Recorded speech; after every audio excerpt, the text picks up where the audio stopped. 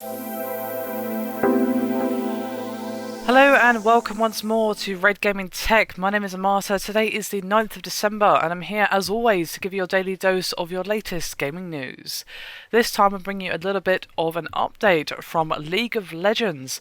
Some of you may remember that a few days ago Riot Games actually put forward some policies which basically prevented League of Legends players who sign on professionally in Season 4 contractually obliged to not live stream gameplay sessions of competing products, and this would preclude live streaming Awesome Nuts, Bloodline Champions, Crasher, Dawngate, Demigod, Dota 2, Fat Princess, Guardians of Middle-earth, Hearthstone, Heroes of New-earth, Infinite Crisis, Land of Chaos Online, Monday Night Combat, Realm of the Titans, Rise of the Immortals, Sins of the Dark Age, Smite, Solstice Arena, StarCraft 2, Warhammer Online, Wrath of Heroes, Warlocks, World of Warcraft, World of Tanks, and World of Warplanes.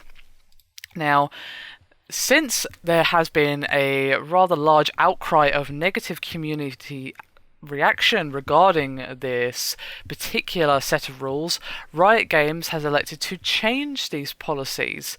And Riot Games' Waylon Roselle wrote on Reddit, quote, "After reading all of your comments and having a lot of internal debate over the last 24 hours, we're going to be changing the LCS team requirements to something that more closely matches our intent. While under contract to the LCS, teams and players can't accept sponsorship from other game companies to promote their titles. Besides that, they are free to stream any games they want." Now, Roselle thanks the community for, quote, "helping us to make a better decision on this," and explain that Riot's initial arguably draconian policies were prompted by skullduggery from other companies.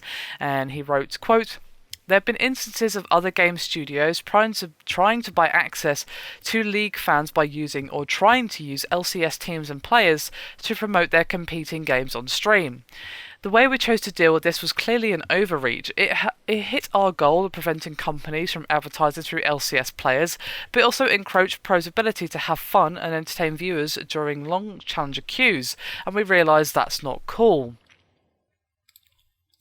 Now, I have to say that I'm rather pleased that Riot have made this decision because, well, I understand that they don't want other companies trying to use League of Legends streamers to advertise competing products. That, that's fair enough. I can understand why they don't want that. It's pretty obvious why they don't want that to happen. However, it was a bit of an overreaction and more than a little bit draconian to say to players, "Oh, you can't stream these other games if you're signed on as a professional player with us." So, excuse me? Of course, they can still play those games in their free time, but, if they just want to perhaps have an off day, but still entertain their fans with something a little bit different, like Hearthstone or StarCraft or whatever game it happens to be, then, of course, they should be within their rights to do so, and rightfully so. The community reacted negatively to this, and, well, thankfully Riot listened, and I feel like this is a more reasonable option, saying to people, look, don't accept contracts from other companies who advertise competing products. Fair enough, that is more than reasonable. However, saying to your professional players you can't stream any other games while you're under contract with us that are competing games, and the list of games I gave is hardly small, and to be honest I don't see how some of those are even competing games, but that's a different topic anyway. But still, saying that is more than a little bit unreasonable, so I'm happy that Riot have actually changed this, and it also helps encourage more people to actually get into esports as a profession. So there you have it, a bit of an update in the esports scene for League of Legends. I have to admit, because I don't really play League of Legends, it's not an esport that I've really watched. It's a game that you really have to understand properly to enjoy watching, because obviously if I don't understand what's going on or the intricate mechanics of the game, because I've never ever played it and it's a bit late to get into it now, then it's hard to enjoy, whereas StarCraft is one of my favourite esports, that's StarCraft 2 obviously, as even if you don't understand the complex mechanics, because it is a very complex game, I think most people can understand, if you're in your opponent's base wrecking their base, then, things aren't going well for them.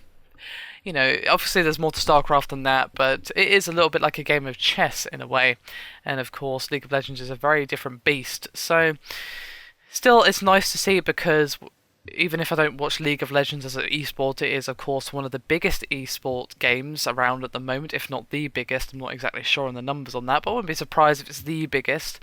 And of course, what happens there will kind of have ripples in the esport community, so I'm very happy to see Riot making this decision.